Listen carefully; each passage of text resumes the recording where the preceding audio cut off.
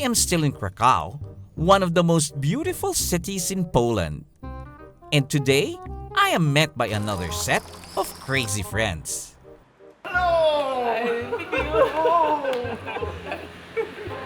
Hello! How are you? I'm fine. How are you? Let's go.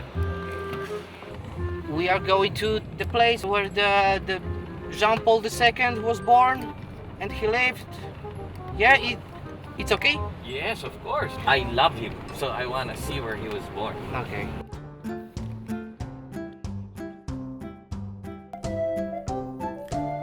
One cannot go to Krakow and not pay a visit to the hometown of Pope John Paul II, a well-loved, global influential figure.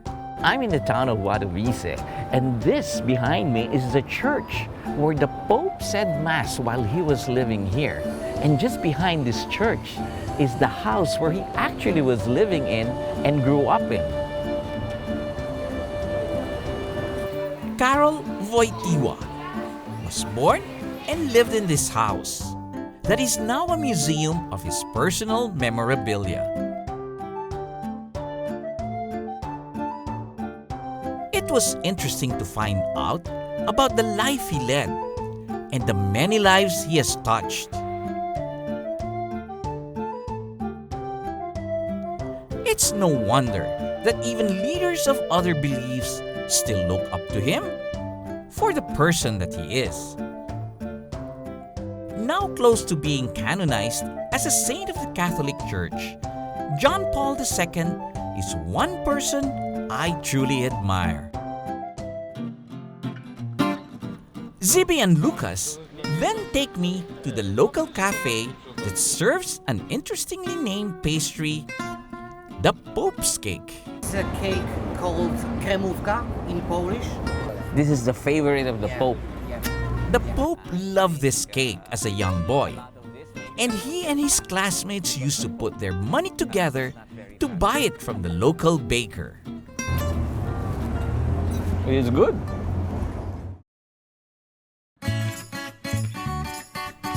We make our way to Zibby and Lucas's hometown of Leszno, about 370 kilometers from Wadowice. As we get further from the holy place of Wadowice, these two finally showed their true colors.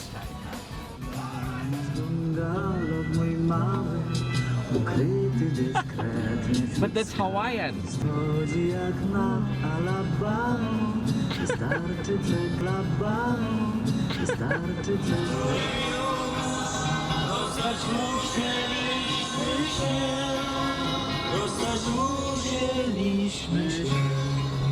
So this is what we do. We sing. He drinks while we're driving. Na zdrowie.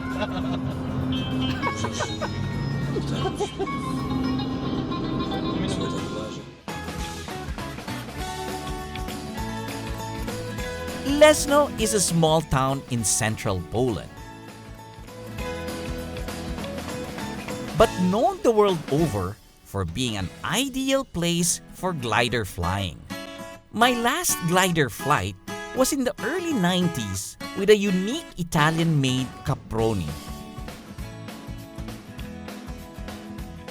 With a good location and favorable weather condition, Leszno is a convenient place for flying long distances and finding safe landing spots. So the next morning, I had to try it for myself. So Zibby made arrangements for me to take up a glider flight. So we're going up today? Yes. What's our tow aircraft? Yes, we will have a Moran, a French construction. Yes. It's a tow plane, popular in Poland, and we're flying on the glider, the Puchacz, the Polish construction. And how many of these are flying here in Poland? I don't know, more than 100. More than 100. Yeah. We check out the tow plane that will take us up, Yeah. and Robert shows me the tow hitch of the aircraft. We then go to the glider and buckle up. I certainly hope I don't need to use this. It's standard practice to put on a parachute for safety. Here we go.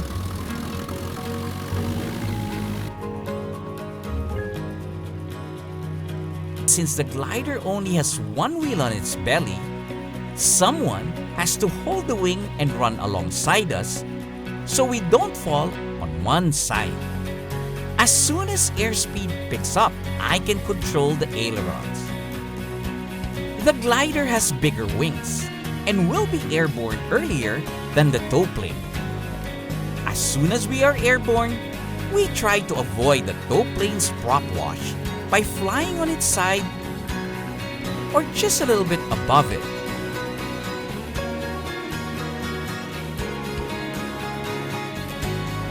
As soon as we got to a higher altitude, we released ourselves from the tow plane.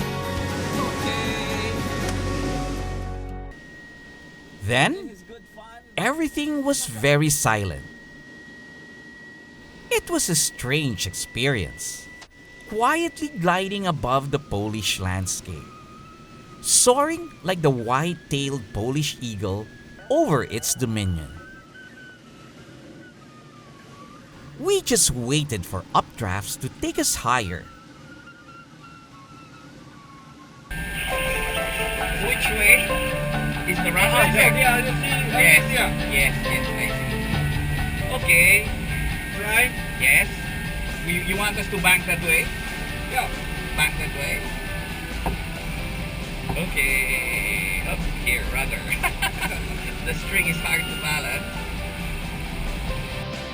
I had to check on Robert and capture his scared expression while I'm flying. I felt we could stay above forever. Robert's record was 7 hours on the glider. But unfortunately, we didn't have the luxury of time that day. As we prepared to land, I found myself automatically trying to reach for a throttle and forgot that we were flying a glider. I felt we were too high over the field, but luckily, Robert was there to use the speed brakes to control our descent.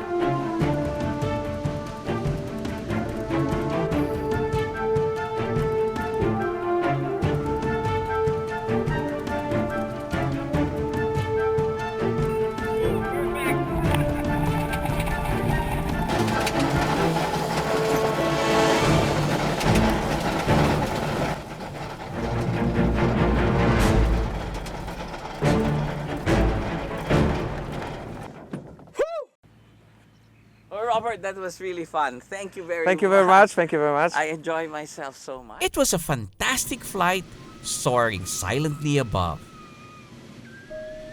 It was time to leave Leszno and make my way back to Warsaw for the flight home. But before I say goodbye to Poland, I explore Warsaw's old town and get lost in thought walking through its beautiful boulevards.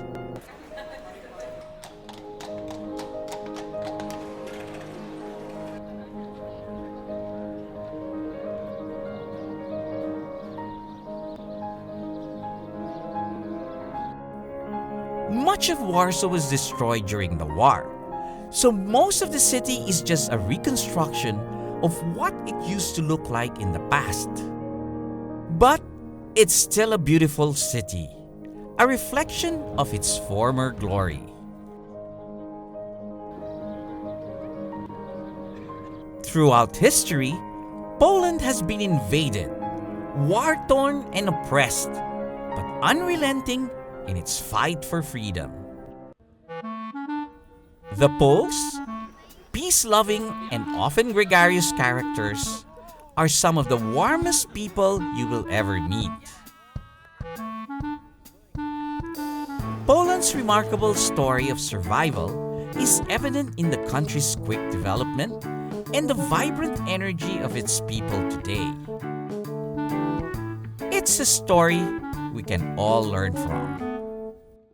This has been your captain, Joy Roa. See you in the next Asian Air Safari.